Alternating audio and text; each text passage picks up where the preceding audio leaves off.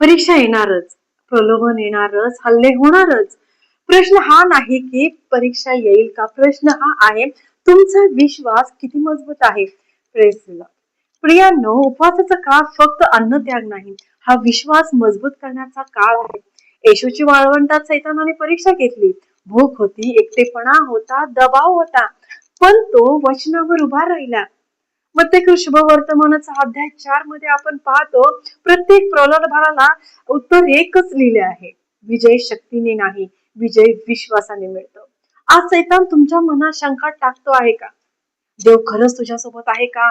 तू बदलू शकशील का? तुझी प्रार्थना ऐकली जाते का? ऐका, इब्री पत्र 11 अध्याय 6 वचन सांगतं, विश्वासाशिवाय देवाला संतुष्ट करणे अशक्य आहे. विश्वास म्हणजे परिस्थिती पाहून निर्णय घेणे नाही. विश्वास म्हणजे देवाचं वचन पकडून उभे राहणे. आज परीक्षा असेल, पण तुमच्या येशू सारखा विजय आहे.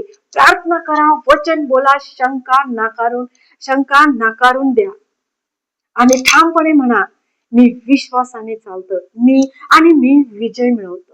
आमेन. God bless you.